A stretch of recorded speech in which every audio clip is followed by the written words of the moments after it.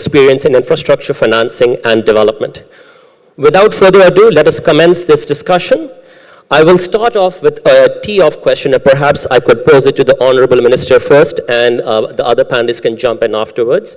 What are the main headline macroeconomic risks that you see constraining the investment environment, and what is your medium-term outlook for your country, for your region, and for the continent? Thank you very much. And the major macroeconomic outlook risk we have as a developing country and sub-Saharan Africa region in particular is the debt sustainability. If you look at the debt profile of most sub-Saharan African countries, is at a level where it's very high, and a large amount of the national resources is allocated towards servicing debt. And as such, these debts are also denominated in foreign currency. So the limited foreign currency that is available to import essential commodities and food is used in debt servicing. So that is a major headline risk that we are facing. And this risk is unabated. That is why there's a call for the debt moratorium or restructuring for these developing countries, because the debt stocks, some of them were acquired decades ago. And when translated into local currency, the debt has ballooned in local currency terms. The second element of risk in the horizon is the poly crisis. The poly crisis emanating from climate change, food, fertilizer, and fuel price hikes, as well as the uncertainties that comes with that. And the way forward to handle that is, these are unforeseen events which are recurring on a frequent and much more frequent basis than was traditionally the case. And one area is the flash floods and the adverse effect of climate change that we are all facing as developing countries. Particularly in my own country, last year we had experienced flash floods. That was a major challenge for us. The third element will be the foreign exchange market. As we know, the US dollar is strengthening, and that is putting pressure on the availability of dollars. And as such, most of our currencies are declining against the US dollar.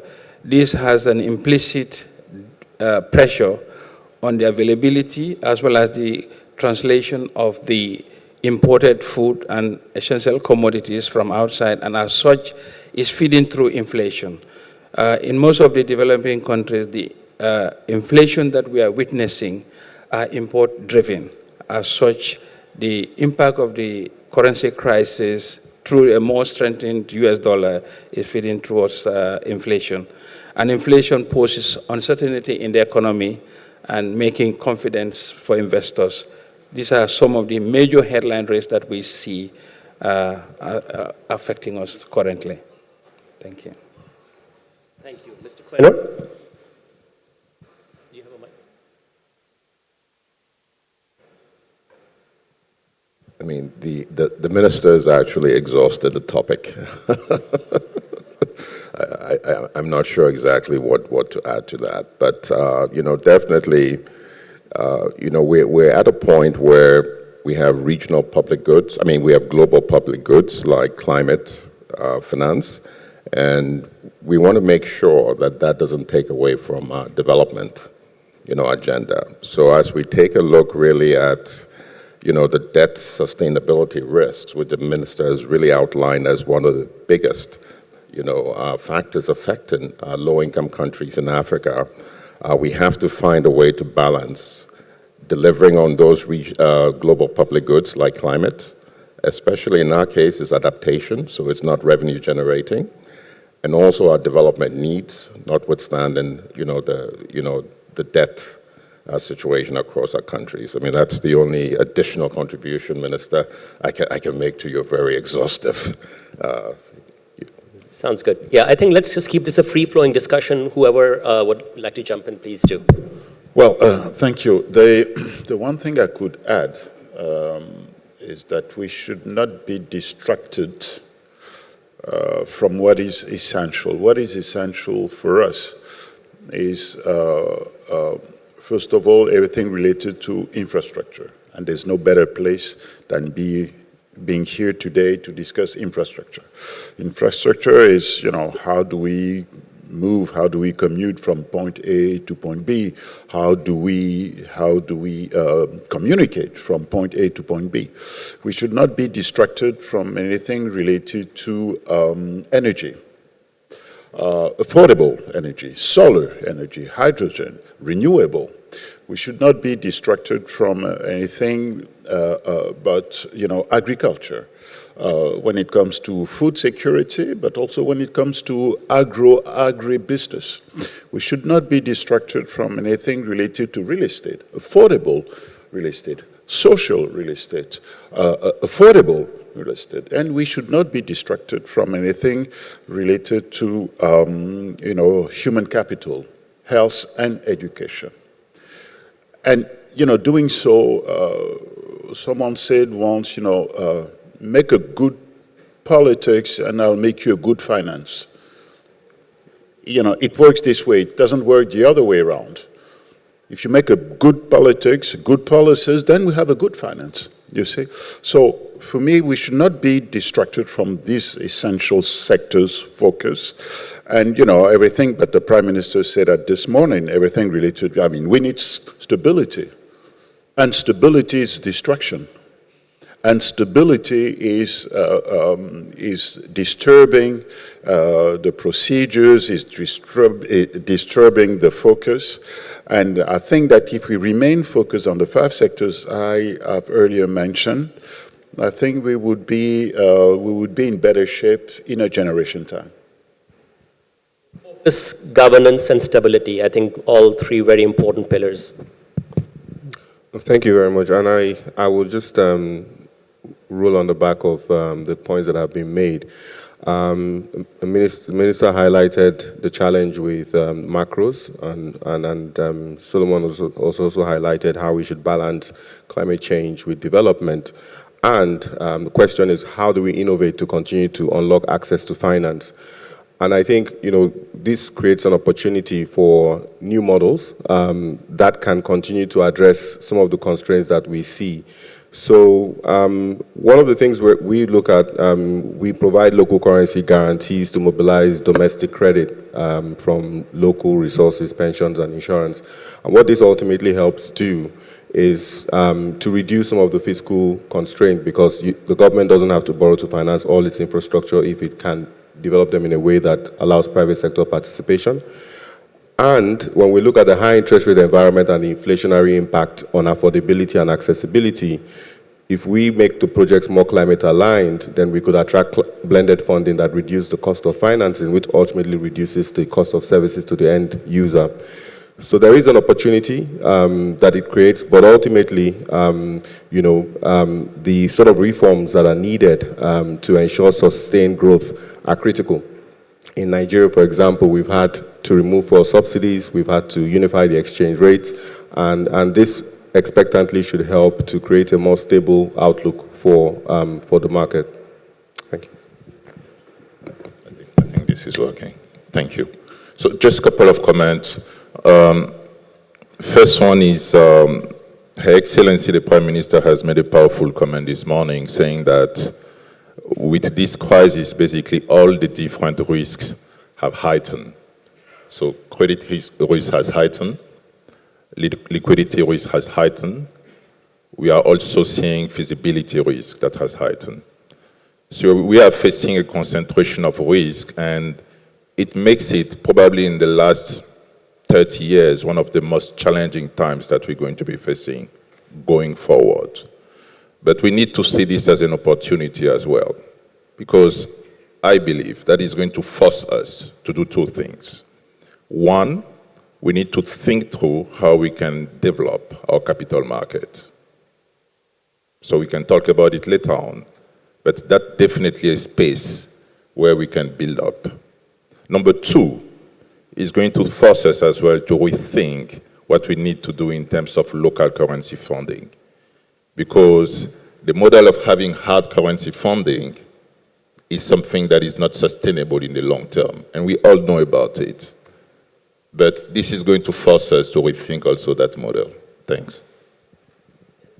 That's a theme that I see coming out of all of your comments, which is local currency financing. That clearly would be a very welcome solution. But perhaps we can dive into this deeper, and perhaps we start out with you, Chinua, and then the rest jump in. We haven't solved that issue yet. How do we mobilize local currency financing, local institutions to provide the funding for the projects? Because as several of you have said, financing in hard currencies, financing in foreign currencies is unsustainable. Because of the interest rate parity, you're paying for it in any case through devaluation. So how do we solve for this? Thank you very much. So it's an architecture in terms of the components of the value chain that need to be fixed ultimately. But with InfraCredit's example, we were established and were backed by the Nigerian Sovereign Investment Authority alongside other DFIs, including AFDB, AFC, KFW, Development Bank, Infraco Africa, and domestic insurance companies. And the whole objective was to use guarantees to enhance the creditworthiness of projects to attract the investment interest from domestic pension funds and insurance, thereby provide an alternative for projects to access long-term finance in local currency. And over the past 5 years, we've been able to lengthen the yield curve, i.e. lengthen the tenor for corporate debt to up to 20 years, largely funded by local pension funds. And so this demonstrates that you can access competitively priced debt in local currency for private sector developed projects from pensions and insurance companies. Now, the challenge we've also experienced over time is the lack of good quality projects. And so again, to strengthen the entire ecosystem, institutions like the Accelerator Fund that was launched yesterday also have a role to play, because then you want to have a consistent flow of good projects that ultimately can be financed by issuing guarantees or any other credit enhancement instrument and transfer to pension funds and insurance companies that have that long-term funding. And countries like Togo do have similar markets. They've got pensions, they've got insurance, and they have a youthful population, which essentially means that there's an appetite to take tenors of up to 20, 25 years, fixed rate, patient capital, which is most needed. And there is certainly an opportunity to replicate. It is a scalable model, but also fits very nicely with the financial architecture that I see that is being launched here. Essentially, we need to look at financing infrastructure as a value chain as opposed to, sub-components. And through that symbiosis amongst the value chain, we can predict and scale in terms of financing. So the model has been proven, can work, is replicable, and would help build capital markets. And so in doing this, you're also deepening the market with innovative financing instrument, but also enabling growth in terms of resilience in times of shocks like what we're experiencing now. Okay, so maybe I can jump on what Chinua said. We actually do have local currency funding, except it's short term, because it's mostly a bank intermediated market. So the big question is really more about domestic capital markets that brings in the pension funds who have long-term local currency pools and savings. And this is really where we need to make an extra effort. Today, we estimate that about $2.3 trillion equivalent of local currency money is in the hands of African sovereign wealth funds, pensions, life insurance, etc. But where are they mostly invested? They're invested in government treasuries. So what we need to do is actually create the right risk assets, okay, in terms of infrastructure projects, and provide the appropriate guarantees, because these are retirement savings. We don't want to take unnecessary risks on them. So this is why we, for example, would be able to provide a AAA guarantee to give comfort, to these pension funds to invest in large infrastructure projects. But we realize that we can't do it all. And so we're looking to actually, continue to create institutions like InfraCredit We've worked with them for credit in Nigeria, and they've channeled about $300 million equivalent of pension money into the infrastructure space. Now, let's also be honest. I mean, if you're going to do a power project, and my good friends, Kevin and Alain and Sapidi are here, you're going to be buying turbines. Those are foreign currency. So you can't always do local currency immediately. So most likely then, what we should be thinking about is bringing that refinancing approach as early as possible. Once construction is done, cash flows are established, that's when we should look at local currency bonds to refinance, the expensive foreign currency debt. But domestic capital markets development, especially in the bond market, is important. In the equity markets, it's also important. I mean, we're linking up, 15 different stock exchanges, across Africa, with a total market capitalization of $1.3 trillion.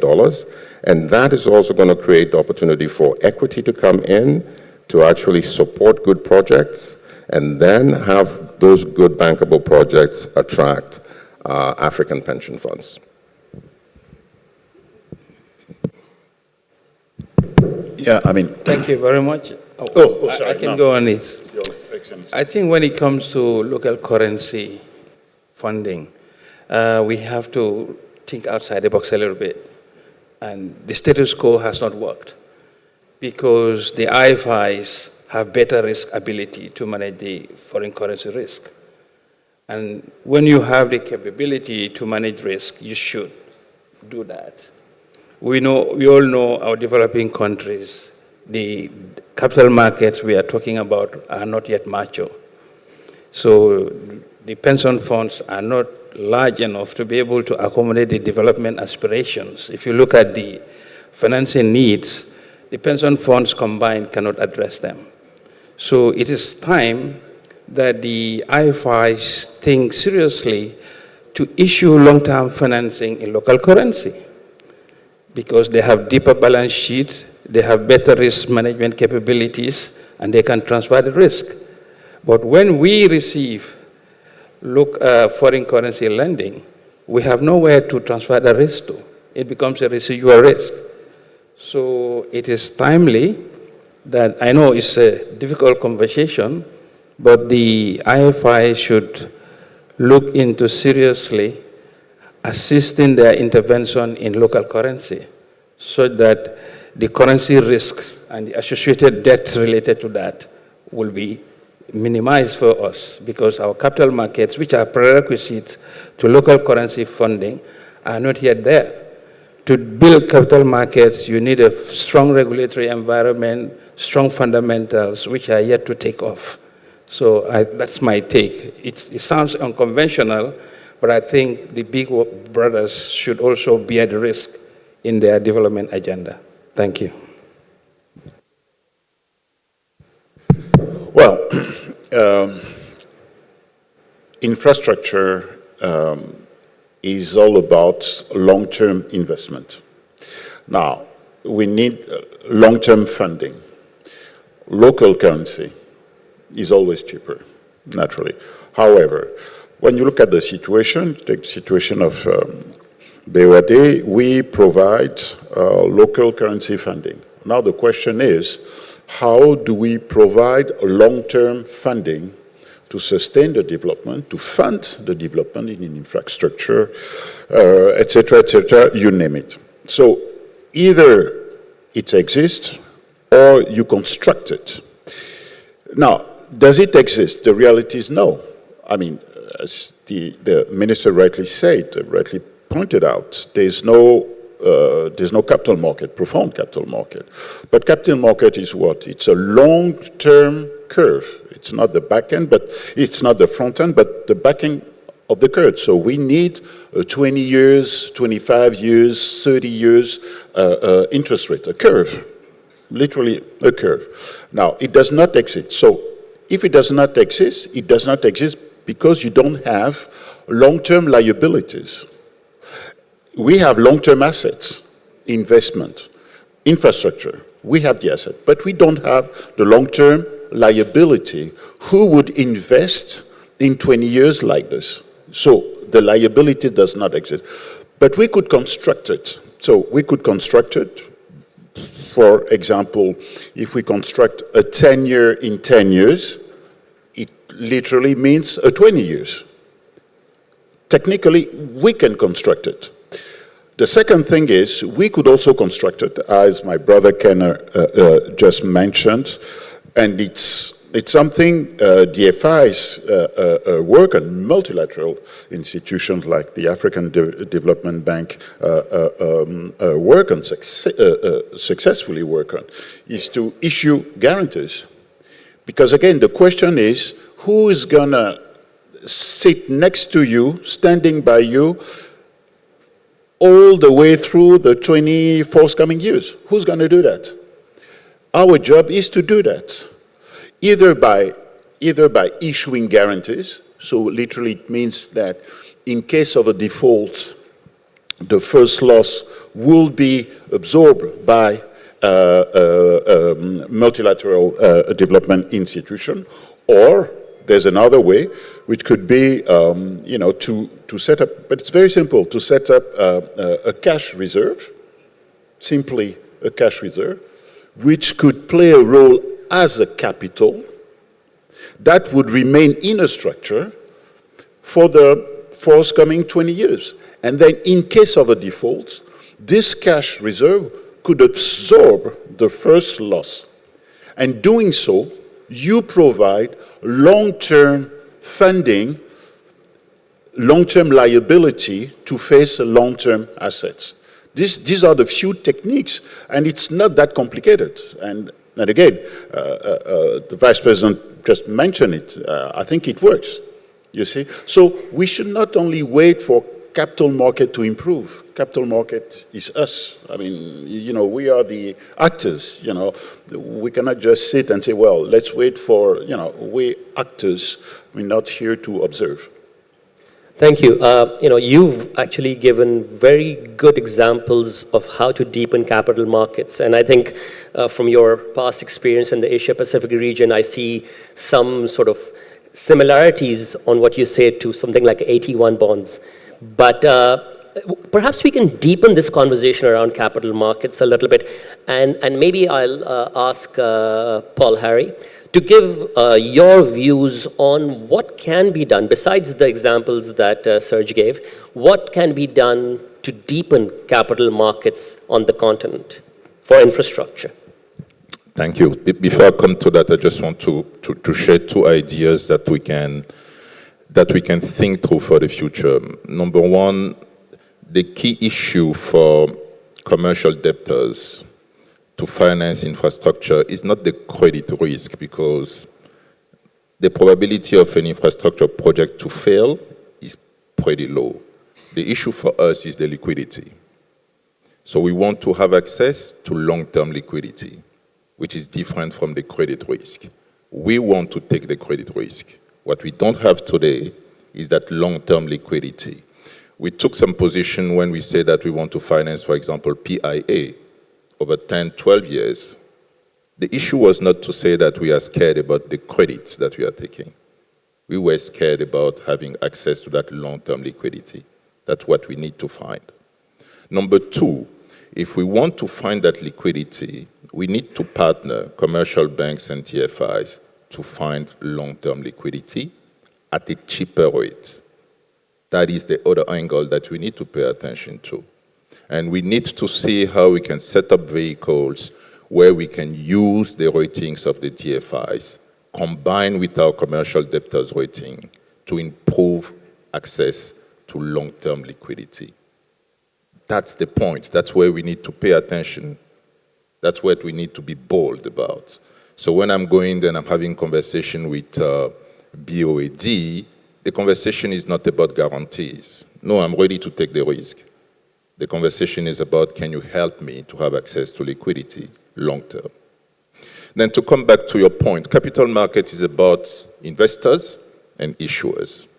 So we need to ask ourselves a couple of questions. One, do we have investors? Do we have investors in Africa that are ready to take that risk? And the answer to that is yes, we do. Because if you are a pension fund, or you are even an insurance company, if you are looking for a long-term asset where you can match your asset and your liability, outside of real estate, the only thing that you have is infrastructure.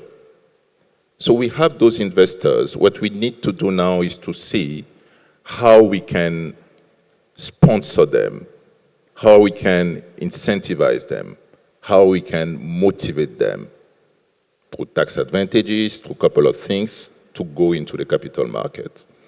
Then we need to think about the issuers. And I know that I have that question that comes up every time where we don't have enough good projects in Africa. I disagree. I mean, name them. They are here.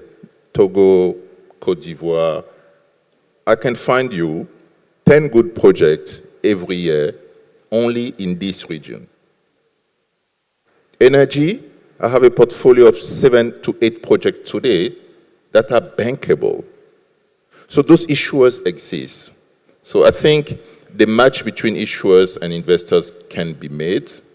We just need to incentivize those issuers and those investors to go into the capital market. So in terms of your question about how can we develop our own capital markets, and I think you're focusing on debt capital markets, right? Or both? Both. No, so as I mentioned earlier, we have a program with the African Securities Exchange Association that links up 7 different stock exchanges from South Africa to Egypt, Morocco, Nigeria, Kenya, and essentially creates a single capital market of $1.3 trillion with the appropriate level of liquidity, okay? We have to start to think Pan-African and not country. The minister mentioned that the pension funds in each country are small, but aggregated across Africa, that's $2.3 trillion. We need to start to also work on the reforms, the pension reforms, because in most markets, the pensions can only invest in country. So there's something that we call the 5% agenda, where we're trying to really advocate, to different countries to allow 5% really of their pension assets under management, and also potentially life insurance as well, to be invested not outside of their countries, but outside of their countries in Africa, so that we can begin to actually aggregate, these pension funds to invest in the investable projects that Africa 50 is project developing and other project developers are project developing. So as we look at, at debt capital markets, it's not only about the liquidity, it's also about creating the right risk assets, because today we have a supply-demand imbalance. We have a whole lot more money in the infrastructure space chasing few projects. I mean, I hear you, the gentleman on the end from EcoBank, but we still have a dearth of bankable infrastructure projects. It's not to say that we don't have some, but we still have a dearth of bankable investment projects relative to the needs that we have, which is still about $68 billion to $108 billion a year. And given that we cannot address everything, let's say on a Pan-African basis, we need to actually look at the infra-credit model. We're looking to replicate the infra-credit model across sub-regions, okay? And once again, we create that aggregation model. But let me stop there, because I can see that Serge is chomping at the bits. I have been informed, please go ahead. I have been informed by the MC that we have to wrap up, which is unfortunate considering the deep insights we're getting from this panel. But let me just try to close with a question, which is the role of DFIs. How do you see, what is the role for DFIs in the current environment?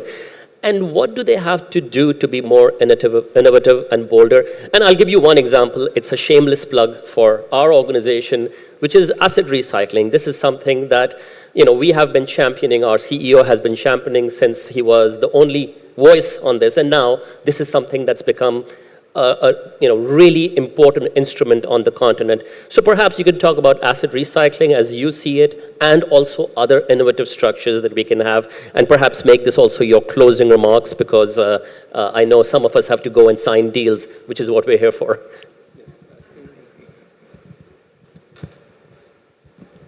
Thank you very much. I think on the asset recycling, we'll start with that.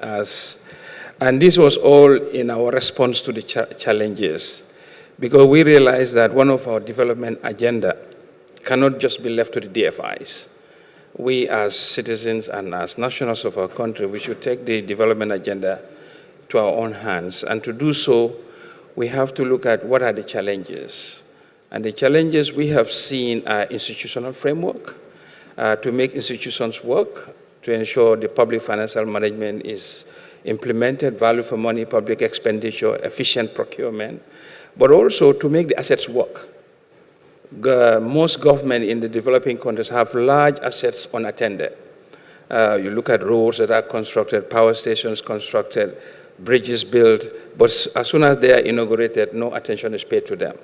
That is why in the Gambia, we have looked at the case of the Senegambia Bridge, which was a grant given by the African Development Bank. And we saw this as a cash flow generating project, which is generating toll traffic over the years. And efficient management of this will only add to the public resources. That's why we partner with Africa 50 to do an asset recycling. An asset-backed security will be issued. The bridge was constructed at a tune of $110 million.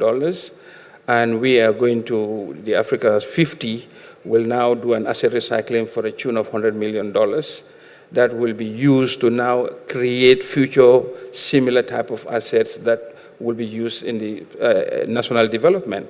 So we cannot just look outside and expect monies to come. Let's look at how are we managing the assets that are already in place. And I think our asset recycling program with Africa 50 is a case in point and is a worthy example, so that the assets will be better. Public assets should be transferred to private management for better service delivery and efficient assistance to the public purse, in terms of, because this will assist the Treasury bringing in additional revenue, which is neither debt, so as such it will address our debt challenges and also increase the needed liquidity for the day-to-day operations as well. That is one area I can come on. Thank you.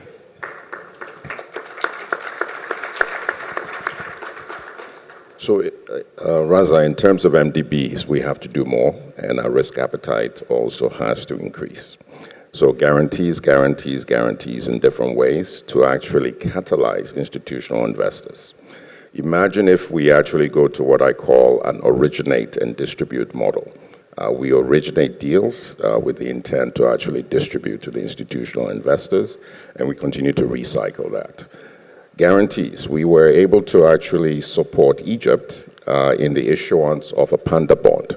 We shouldn't only think about the Eurobond market. There's a panda bond market, there's a samurai market.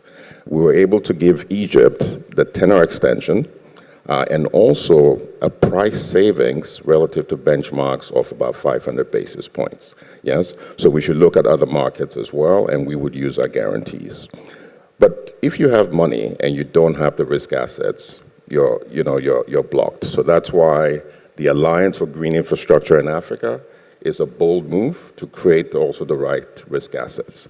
And we as AFDB, working with our partners, Africa 50, AFC, and the others, will continue to use the Africa Investment Forum as a convening way to actually look at transformational projects, because once again, we can't always solve every problem, at one go. And then lastly, my favorite, we'll replicate infra credit across Africa.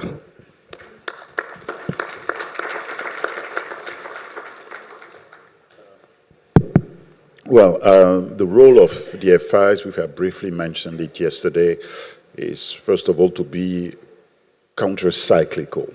We invest when no one wants to. We inject liquidity when no one wants to. We are risk on when the whole world is risk off. And therefore, we do not believe that the issue is liquidity. We believe that the issue is capital. We haven't seen any country in the world successfully developing itself without capital, long-term funding. And it allows you to get access to long-term funding. The liquidity comes from the capital. The bigger your capital is, your Tier 1 capital is, the longer your maturity of your debt can be. So that's why we truly believe that capital is of the essence, and basically it's a rule, it's the roots of capitalism. You want to develop, that's the name of the game. Thank you.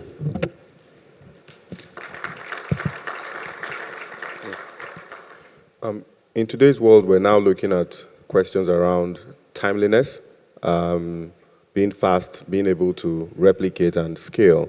And I think that has also put on a different lens through which you gauge yourself as a DFI, how innovative you are, how responsive you are, and ultimately how outcomes are achieved.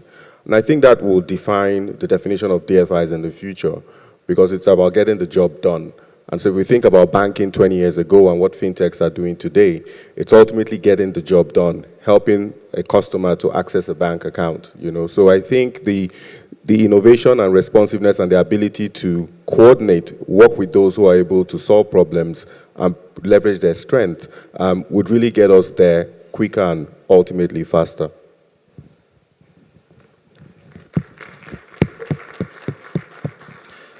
My final word is about partnership. Let's see how we can partner better.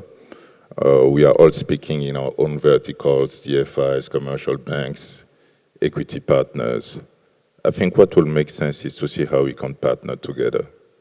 Let's do partnership between DFIs and commercial banks, instead of saying that capital, liquidity, credit. Let's see how we can partner between the government and the long-term capital providers. I think that's what we need to think through now. And we have that opportunity today with this crisis to rethink the model. Thank you.